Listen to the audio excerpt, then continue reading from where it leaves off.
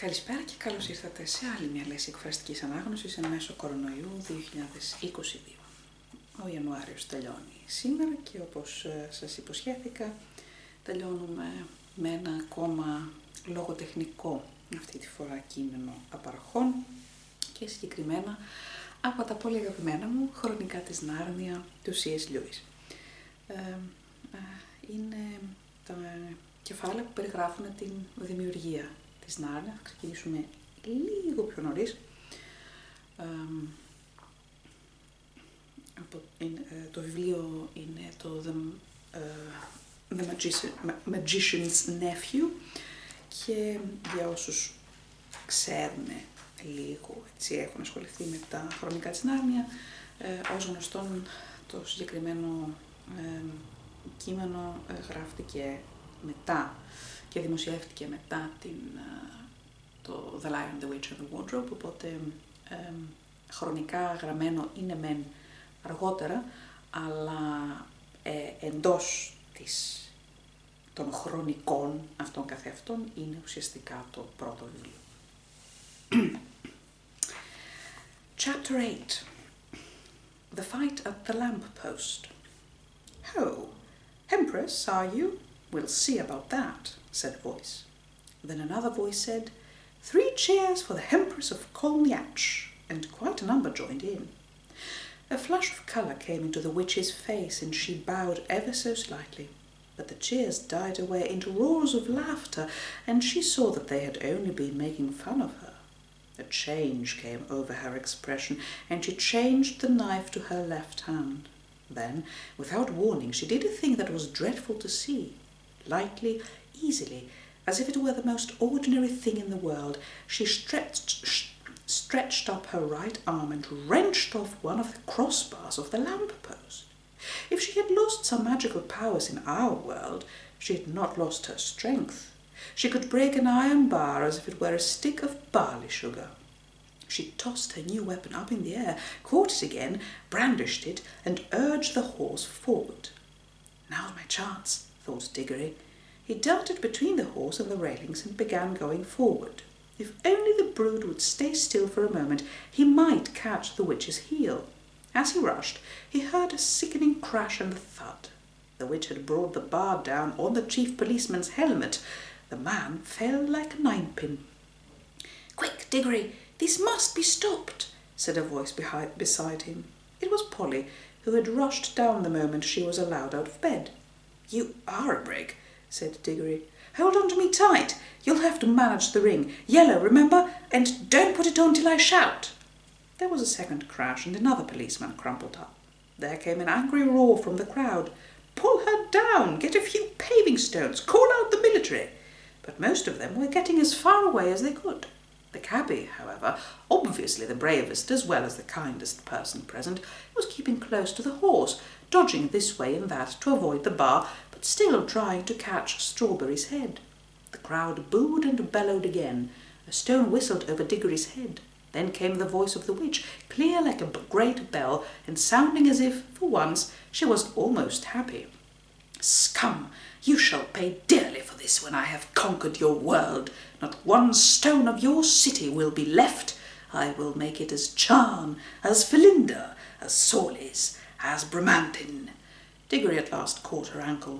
She kicked back with her heel and hit him in the mouth. In his pain he lost hold. His lip was cut and his mouth full of blood. From somewhere very close by came the voice of Uncle Andrew in a sort of trembling scream. "Madam, my dear young lady, for heaven's sake, compose yourself." Diggory made a second grab at her heel and was again shaken off. More men were knocked down by the iron bar. He made a third grab, caught the heel, held on like grim death, shouting to Polly, "Go!" Then, oh thank goodness, the angry, frightened faces had vanished. The angry, frightened voices were silenced. All except Uncle Andrew's. Close beside Diggory in the darkness it was wailing on. Oh, is this delirium? Is it the end? I can't bear it. It's not fair. I never meant to be a magician. It's all a misunderstanding. It's all my godmother's fault. I must protest against this. In my state of health, too. A very old Dorsetshire family. Bother, thought Diggory. It didn't want to bring him along. My hat, what a picnic. Are you there, Polly? Yes, I'm here. Don't keep on shoving. I'm not, began Diggory, but before he could say anything more, their heads came out into the warm, green sunshine of the wood. And as they stepped out of the pool, Polly cried out, "Oh, look! We've brought the old horse with us too, and Mr. Kettley, and the cabby. This is a pretty kettle of fish." As soon as the witch saw that she was once more in the wood, she turned pale and bent down till her face touched the mane of the horse. You could see she felt deadly sick. Uncle Andrew was shivering, but Strawberry, the horse, shook his head, gave a cheerful whinny, and seemed to feel better. He became quiet for the first time since Diggory had seen him. His ears, which had been laid flat back on his skull, came into their proper position, and the fire went out of his eyes. "That's right, old boy," said the cabby, slapping Strawberry's neck. "That's better. Take it easy." Strawberry did the most natural thing in the world. Being very thirsty, and no wonder, he walked slowly across to the nearest pool and stepped into it to have a drink. Diggory was still holding the witch's heel, and Polly was holding Diggory's hand. One of the cabby's hands was on Strawberry, and Uncle Andrew, still very shaky, had just grabbed the cabby's other hand. "Quick!" said Polly, with a look at Diggory. "Greens!" So the horse never got his drink. Instead, the whole party found themselves sinking into darkness. Strawberry neighed. Uncle Andrew whimpered. Diggory said, "That was a bit of luck." There was a short pause. Then Polly said, "Oughtn't we be nearly there now?" "We do seem to be somewhere," said Diggory.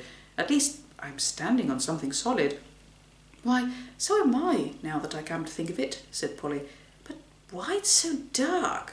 I say, do you think we got into the wrong pool?"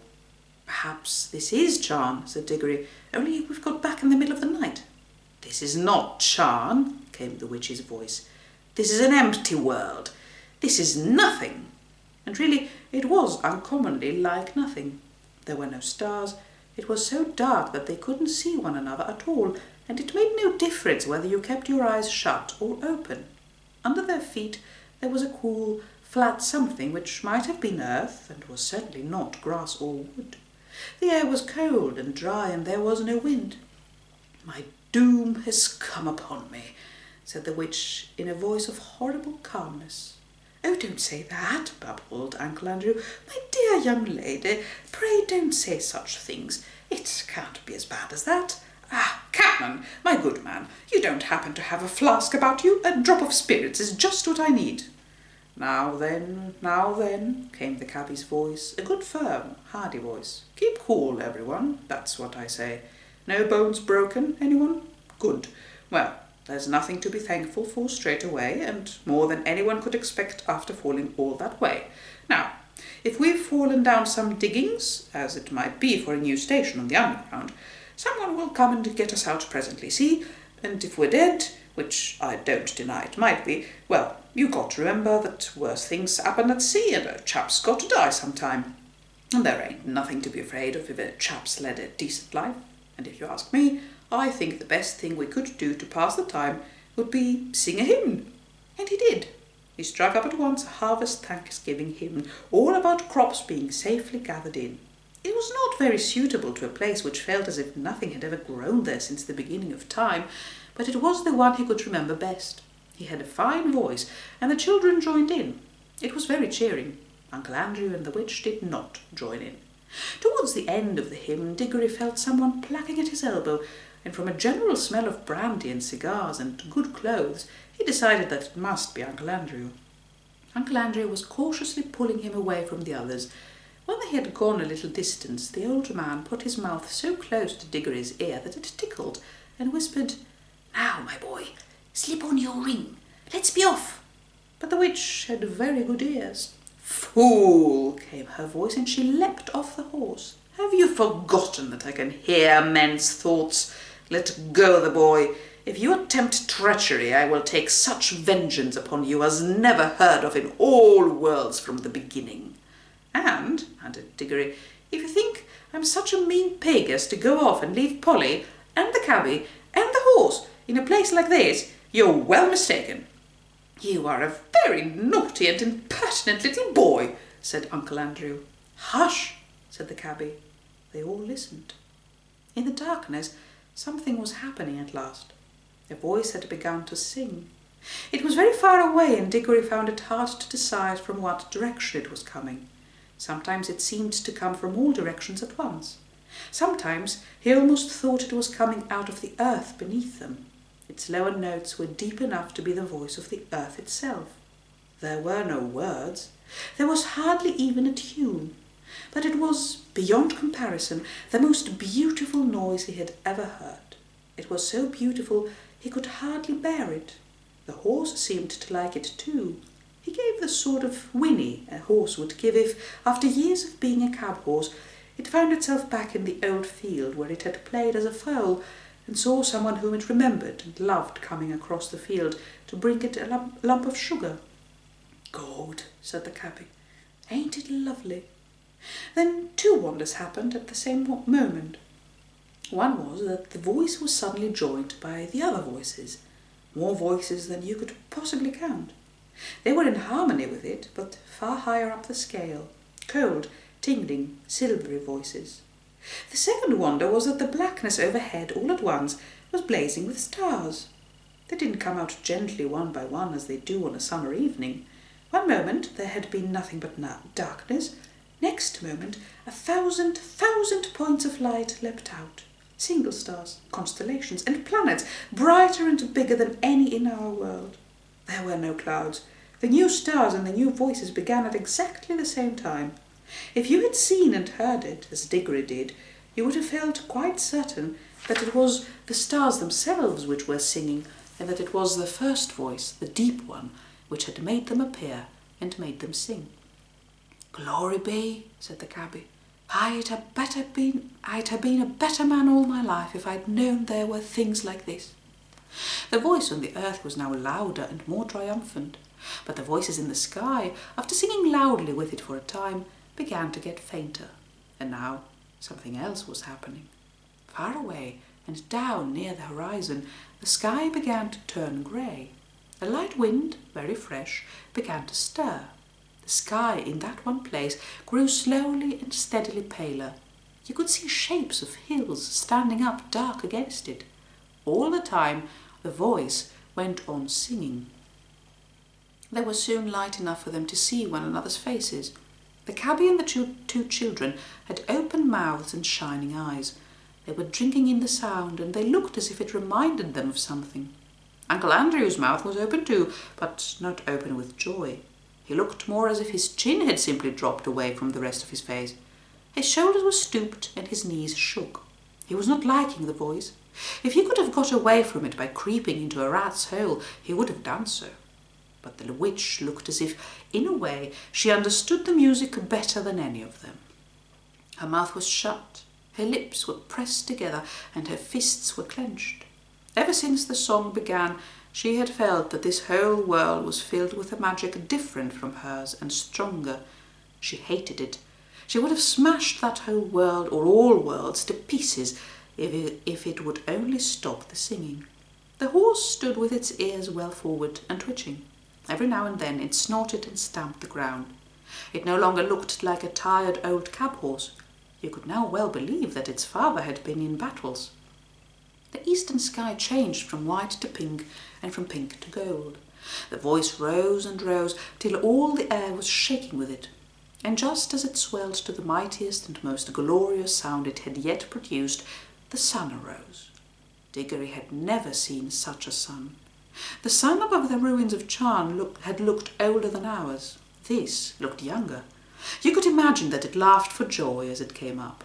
And as its beams shot across the land, the travellers could see for the first time what sort of place they were in. It was a valley through which a broad, swift river wound its way, flowing eastward towards the sun. Southward there were mountains. Northward there were lower hills. But it was a valley of mere earth, rock and water. There was not a tree, not a bush, not a blade of grass to be seen. The earth was of many colours. They were fresh, hot, and vivid. They made you feel excited, until you saw the singer himself, and then you forgot everything else. It was a lion, huge, shaggy and bright. It stood facing the risen sun. Its Its mouth was wide open in song, and it was about 300 yards away. "This is a terrible world," said the witch. "We must fly at once. Prepare the magic." "I quite agree with you, madam," said Uncle Andrew. "A most disagreeable place, completely uncivilized. If only I were a younger man and had a gun." "Garn," said the cabby. "You don't think you could shoot 'em, do you?" "And who would?" said Polly. "Prepare the magic, old fool," said Jadis. "Certainly, madam," said Uncle Andrew cunningly. "I must have both the children touching me. Put on your homeward ring at once, Diggory." He wanted to get away without the witch. "Oh, it's rings, is it?" cried Jadis. She would have had her hands in Diggory's pocket before you could say knife, but Diggory grabbed Polly and shouted out, "Take care! If either of you come half an inch nearer, we two will vanish and you'll be left here for good. Yes, I have a ring in my pocket that will take Polly and me home. And look, my hand is just ready, so keep your distance. I'm sorry about you," he looked at the cabby, "and about the horse, but I can't help that. As for you two," he looked at Uncle Andrew and the Queen, "you're both magicians, so you ought to enjoy living together." "Hold your noise, everyone," said the cabby. "I want to listen to the music." For the song had now changed. Chapter 9. The Founding of Narnia. The lion was pacing to and fro about that empty land and singing his new song. It was softer and more lilting than the song by which he had called up the stars and the sun, a gentle, rippling music. And as he walked and sang, the valley grew green with grass. It spread out from the lion like a pool. It ran up the sides of the little hills like a wave. In a few minutes it was creeping up the lower slopes of the distant mountains, making that young world every moment softer. The light wind could now be heard ruffling the grass. Soon there were other things besides grass. The higher slopes grew dark with heather. Patches of rougher and more bristling green appeared in the valley. Diggory did not know what they were until one began coming up quite close to him. It was a little spiky thing that threw out dozens of arms and covered these arms with green and grew larger at the rate of about an inch every 2 seconds. There were dozens of these things all around him now. When they were nearly as tall as himself, he saw what they were. "Trees!" he exclaimed. The nuisance of it, as Polly said afterwards, was that you weren't left in peace to watch it all. Just as Diggory said trees, he had to jump because Uncle Andrew had sidled up to him again and was going to pick his pocket. It wouldn't have done Uncle Andrew much good if he had succeeded, for he was aiming at the right-hand pocket because he still thought the green rings were homeward rings. But of course Diggory didn't want to lose either. "Stop!" cried the witch. "Stand back. No, further back. If anyone goes within 10 paces of either of the children, I will knock out his brains." She was poising in her hand the iron bar that she had torn off the lamp-post, ready to throw it. Somehow no one doubted that she would be a very good shot. "So," she said, "you would steal back to your own world with the boy and leave me here." Uncle Andrew's temper at last got the better of his fears. "Yes, ma'am, I would," he said. "Most undoubtedly I would. I should be perfectly in my rights. I have been the most shamefully, most abominably treated. I have done my best to show you such civilities as were in my power. And what has been my reward? You have robbed, I must repeat the word, robbed a highly respectable jeweller. You have insisted on my entertaining you to an exceedingly expensive, not to say ostentatious lunch, though I was obliged to pawn my watch and chain in order to do so, and let me tell you, ma'am, that none of our family have been in the habit of frequenting pawn shops, except my cousin Edward, and he was in the yeomanry. During that indigestible meal, I'm feeling the worse for it at this very moment, your behaviour and conversation attracted the unfavourable attention of everyone present. I feel I have been publicly disgraced. I shall never be able to show my face in that restaurant again. You have assaulted the police. You have stolen—" "Oh, stop it, governor. Do stow it," said the cabby. "Watching and listening is the thing at present, not talking." There was certainly plenty to watch and to listen to. The tree which Diggory had noticed was now a full-grown beech, whose branches swayed gently above his head. They stood on cool green grass, sprinkled with daisies and buttercups. A little way off, along the river bank, willows were growing. On the other side, tangles of flowering currant, lilac, wild rose, and rhododendron closed them in. The horse was tearing up delicious mouthfuls of new grass. All this time the lion's song and his stately prowl, to and fro, backwards and forwards, was going on. What was rather alarming was that at each turn he came a little nearer. Polly was finding the song more and more interesting because she thought she was beginning to see the connection between the music and the things that were happening. When a line of dark firs sprang up on a ridge about 100 yards away, she felt that they were connected with a series of deep, prolonged notes which the lion had sung a second before. And when he burst into a rapid series of lighter notes, she was not surprised to see primroses suddenly appearing in every direction. Thus, with an unspeakable thrill, she felt quite certain that all the things were coming, as she said, out of the lion's head. When you listened to his song, you heard the things he was making up. When you looked around you, you saw them. This was so exciting that she had no time to be afraid. But Diggory and the cabby could not help feeling a bit nervous as each turn of the lion's walk brought him nearer. As for Uncle Andrew, his teeth were chattering, but his knees were shaking so that he could not run away. Suddenly, the witch stepped boldly out towards the lion. It was coming on, always singing with a slow, heavy pace. It was only 12 yards away. She raised her arm and flung the iron bar straight at its head. Nobody, least of all Jadis, could have missed at that range. The bar struck the lion fair between the eyes. It glanced off and fell with a thud in the grass. The lion came on. Its walk was neither slower nor faster than before. You could not tell whether it even knew it had been hit. Though its soft pads made no noise, you could feel the earth shake beneath their weight. The witch shrieked and ran. In a few moments she was out of sight among the trees.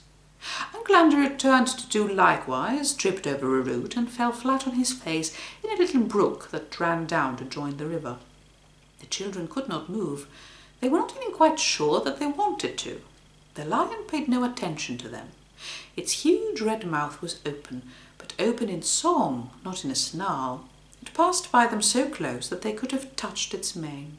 They were terribly afraid it would turn and look at them, yet in some queer way they wished it would. But for all the notice it took of them, they might just as well have been invisible and unsmellable. When it had passed them and gone a few paces further, it turned, passed them again, and continued its march eastward. Uncle Andrew, coughing and spluttering, picked himself up. "Now, Diggory," he said, "we've got rid of that woman, and the brute of a lion is gone. Give me your hand and put on your ring at once." "Keep off," said Diggory, backing away from him. "Keep clear of him, Polly. Come over here beside me. Now, I warn you, Uncle Andrew, don't come one step nearer. We'll just vanish." "Do what you're told this minute, sir," said Uncle Andrew. "You're an extremely disobedient, ill-behaved little boy." "No fear," said Diggory. "We want to stay and see what happens. I thought you wanted to know about other worlds. Don't you like it now you're here?" "Like it?" exclaimed Uncle Andrew. "Just look at the state I'm in. And it was my best coat and waistcoat too." He certainly was a dreadful sight by now. For, of course, the more dressed up you were to begin with, the worse you look after you have crawled out of a smashed hansom cab and fallen into a muddy brook. "I'm not saying," he added, "that this is not a most interesting place. If I were a younger man now, perhaps I could get some lively young fellow to come here first, one of those big game hunters. Something might be made of this country. The climate is delightful. I never felt such air. I believe it would have done me good if circumstances had been more favourable. If only we'd had a gun." "Guns be blowed," said the cabby. "I think I'll go and see if I can give Strawberry a rub down. That horse has more sense than some humans, as I could mention." He walked back to Strawberry and began making the hissing noises that grooms make. "Do you still think that lion could be killed by a gun?" asked Diggory. He didn't mind the iron bar much. "With all her faults," said Uncle Andrew. "That's a plucky girl, my boy. It was a spirited thing to do." He rubbed his hands and cracked his knuckles, as if he were once more forgetting how the witch frightened him whenever she was really there. "It was a wicked thing to do," said Polly. "What harm had he done her?" "Hullo, what's that?" said Diggory. He had darted forward to examine something only a few yards away. "I say, Polly," he called back, "do come and look." Uncle Andrew came with her, not because he wanted to see, but because he wanted to keep close to the children. There might be a chance of stealing their rings. But when he saw what Diggory was looking at, even he began to take an interest. It was a perfect little model of a lamp post, about 3 feet high, but lengthening and thickening in proportion as they watched it. In fact, growing just as the trees had grown. "It's alive too. I mean, it's lit," said Diggory. And so it was, though of course the brightness of the sun made the little flame in the lantern hard to see unless your shadow fell on it. "Remarkable, most remarkable," muttered Uncle Andrew. "Even I never dreamed of magic like this. We're in a world where everything, even a lamp-post, comes to life and grows. Now I wonder what sort of seed a lamp-post grows from." "Don't you see," said Diggory, "this is where the bar fell. The bar she tore off the lamp-post at home. It sank into the ground and now it's coming up as a young lamp-post. But not so very young now.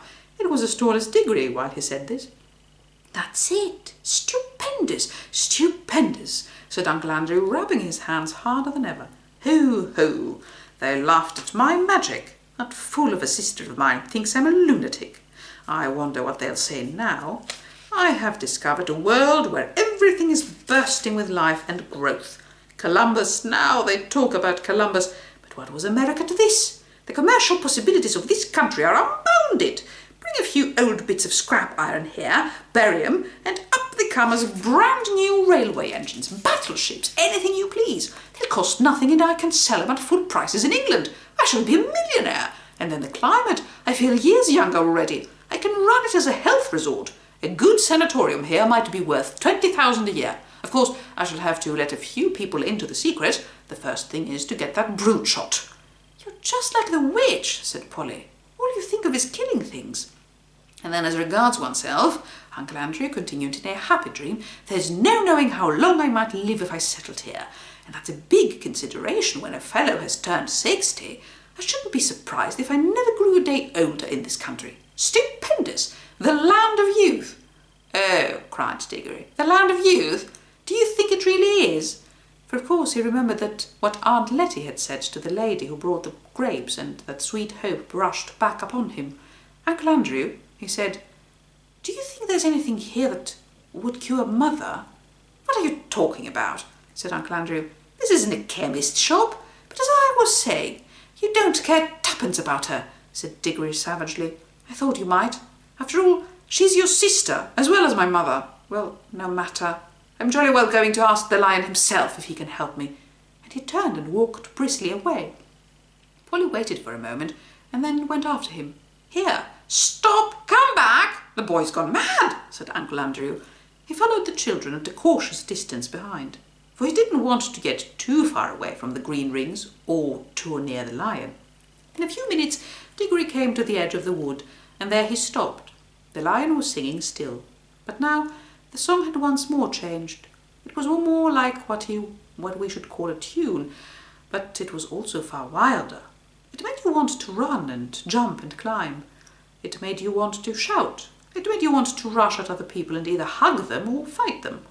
It made Diggory hot and red in the face. It had some effect on Uncle Andrew, for Diggory could hear him saying, "A spirited child, sir. It's a pity about her temper, but a dem fine woman all the same, a dem fine woman." But what the song did to the two humans was nothing compared with what it was doing to the country. Can you imagine a stretch of grassy land bubbling like water in a pot? For that is really the best description of what was happening. In all directions it was swelling into humps. They were of very different sizes, some no bigger than molehills, some as big as wheelbarrows, two the size of cottages. And the humps moved and swelled till they burst, and the crumbled earth poured out of them, and from each hump there came out an animal. The moles came out, just as you might see a mole come out in England. The dogs came out, barking the moment their heads were free, and struggling as you've seen them do when they are getting through a narrow hole in a hedge. The stags were the queerest to watch, for of course the antlers came up a long time before the rest of them, so at first Diggory thought they were trees. The frogs, who all came up near the river, went straight into it with a plop-plop and a loud croaking. The panthers, leopards, and things of that sort sat down at once to wash the loose earth off their hind quarters, and then stood up against the trees to sharpen their front claws. Showers of birds came out of the trees. Butterflies fluttered, bees got to work on the flowers as if they hadn't a second to lose. But the greatest moment of all was when the biggest hump broke like a small earthquake, and out came the sloping back, the large wise head, and the 4 baggy trousered legs of an elephant. And now you could hardly hear the song of the lion.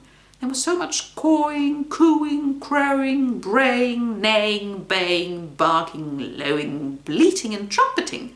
But though Diggory could no longer hear the lion, he could see it. It was so big and so bright that he could not take his eyes off it. The other animals did not appear to be afraid of it. Indeed, at that very moment, Diggory heard the sound of hoofs from behind. A second later, the old cab horse trotted past him and joined the other beasts. The air had apparently suited him as well as it had suited Uncle Andrew.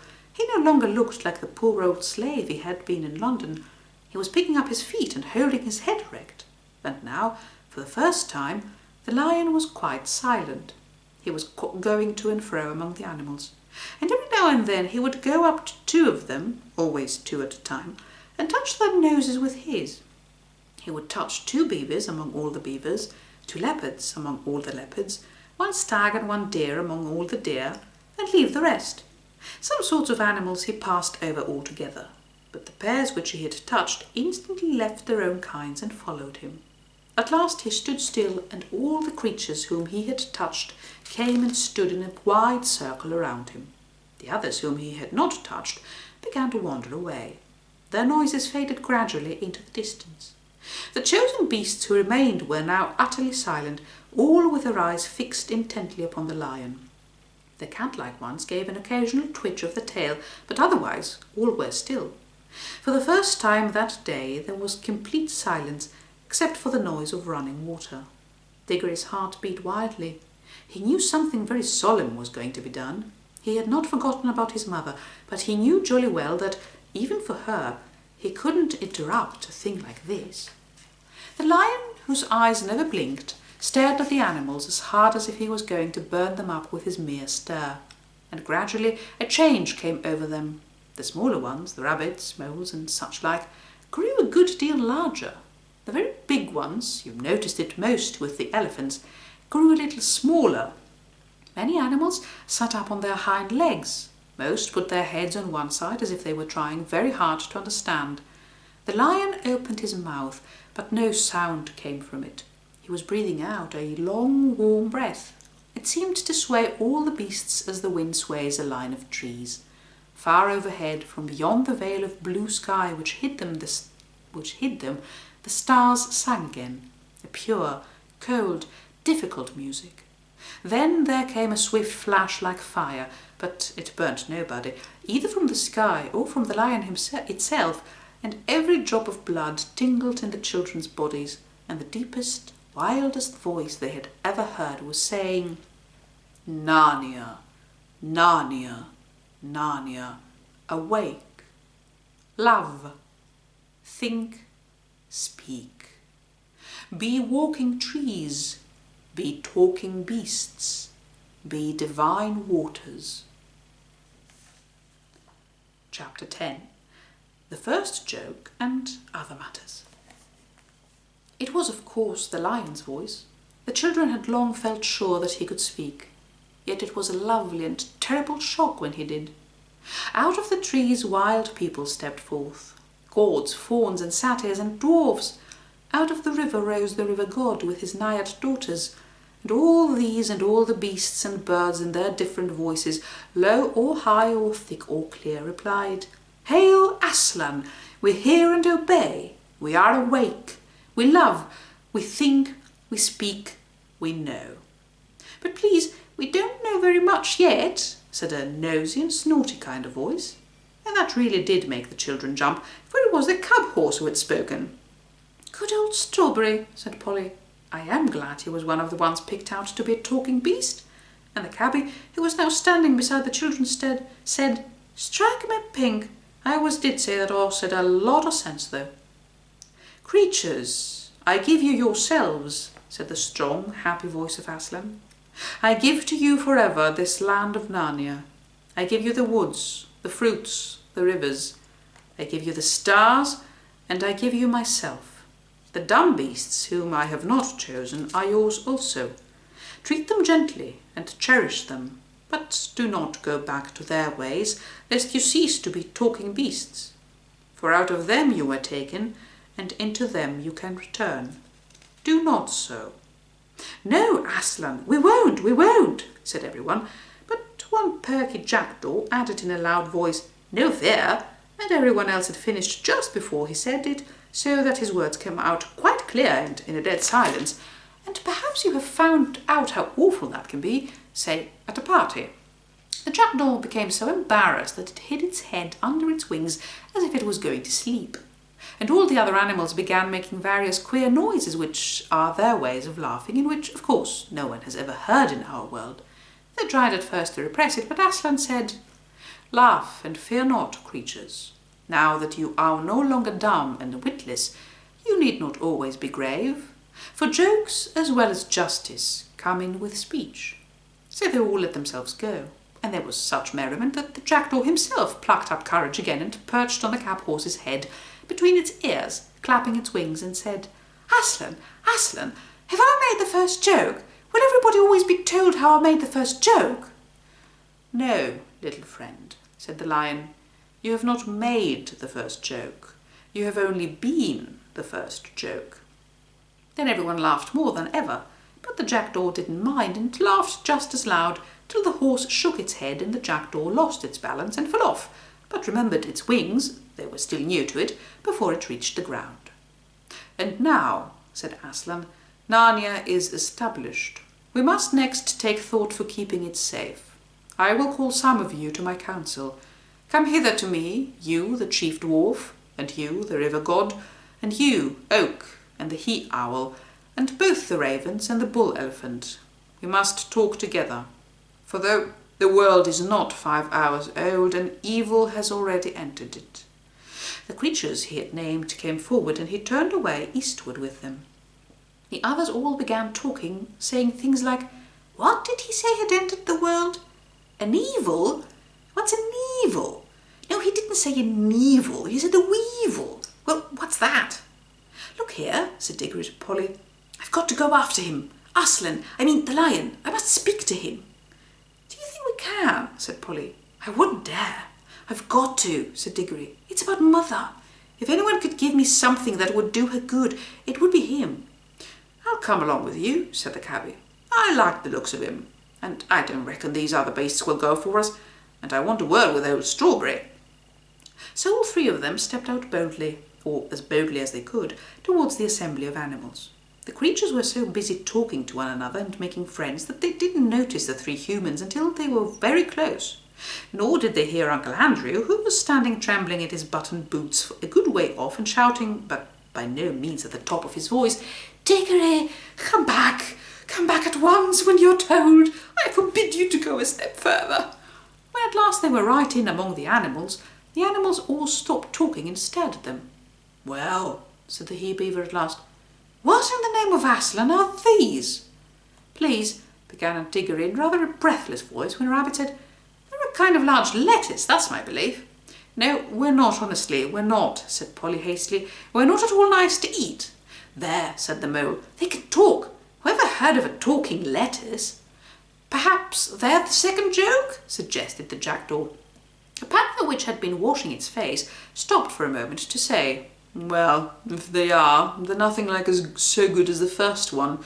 At least I don't see anything very funny about them."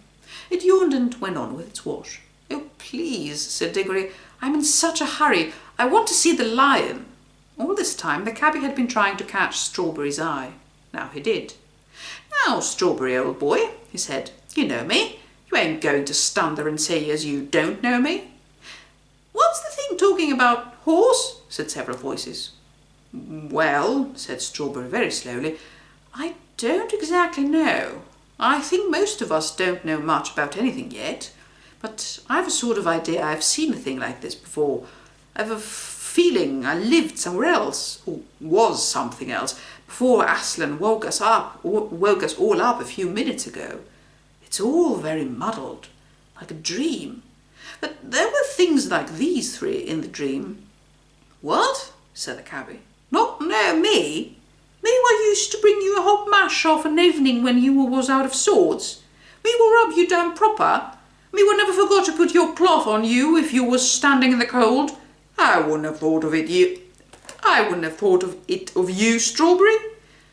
It does begin to come back, said the horse thoughtfully. Yes, let me think now, Yes, you used to tie a horrid black thing behind me and then hit me to make me run, and however far I ran, this black thing would always be coming rattle, rattle behind me. We had our living turn, see, said the cabby. Yours the same as mine. And if there hadn't been no work and no whip, there'd have been no stable, no hay, no mash and no oats. For you did get a taste of oats when I could afford them, which no one can deny. Oats, said the horse, pricking up his ears. Yes, I remember something about that. Yes, I remember more and more. You were always sitting up somewhere behind, and I was always running in front, pulling you, and the black thing. I know I did all the work. Summer, I grant you, said the cabby. Hot work for you and a cool sea for me. But what about winter, old boy, when you was keeping yourself warm and I was sitting up there with my feet like ice and my nose fair pinched off me with the wind and my hands that numb I couldn't hardly hold the reins? It was a hard, cruel country, said Strawberry. There was no grass, all hard stones. Too true, mate, too true, said the cabby. A hard world it was. I always did say those paving stones weren't fair on any horse. Now, Slannon, that is, I didn't like it no more than what you did. You were a country horse and I was a country man. Used to sing in the choir, I did, down at home. But there wasn't a living for me there. Oh, please, please, said Diggory, could we get on? The lion's getting further and further away, and I do want to speak to him so dreadfully badly. Look here, Strawberry, said the cabby. This young gentleman has something on his mind, and he wants to talk to the lion about him. Him you call Aslan. Suppose you was to let him ride on your back, which he'd take it very kindly, and trot him over to where the lion is, and he and the little girl will be following along. Ride, said Strawberry. Oh, I remember now. The means sitting on my back. I remember there used to be a little one of you two-leggers who used to do that long ago. He used to have a little hard square lumps of some white stuff that he gave me. They tasted, oh, wonderful, sweeter than grass. Ah, that be sugar, said the cabby. Please, Strawberry, begged Diggory, do let me get up and take me to Aslan. Well, I don't mind, said the horse. Not for once in a way. Up you get. Good old Strawberry, said the cabby. Here, young one, I'll give you a lift. Diggory was soon on Strawberry's back and quite comfortable, for he had ridden bareback before on his own pony. Now, do get up, Strawberry, he said. You don't happen to have a bit of that white stuff about you, I suppose, said the horse. No, I'm afraid I haven't, said Diggory. Well, it can't be helped, said Strawberry, and off they went. At that moment, a large bulldog who had been sniffing and staring very hard said, Look, isn't there another of these queer creatures over there beside the river under the trees? Then all the animals looked and saw Uncle Andrew standing very still among the rhododendrons and hoping he wouldn't be noticed. Come on, said several voices, let's go and find out. So, while Strawberry was briskly trotting away with Diggory in one direction and Polly and the cabby were following on foot, most of the creatures rushed towards Uncle Andrew with roars, barks, grunts and various noises of cheerful interest. We must now go back a bit and explain what the whole scene had looked like from Uncle Andrew's point of view. It had not made at all the same impression on him as on the cabby and the children, for what you see and hear depends a good deal on where you are standing. It also depends on what sort of person you are. Ever since the animals had first appeared, Uncle Andrew had been shrinking further and further back into the thicket. He watched them very hard, of course, but he wasn't really interested in seeing what they were doing, only in seeing whether they were going to make a rush at him.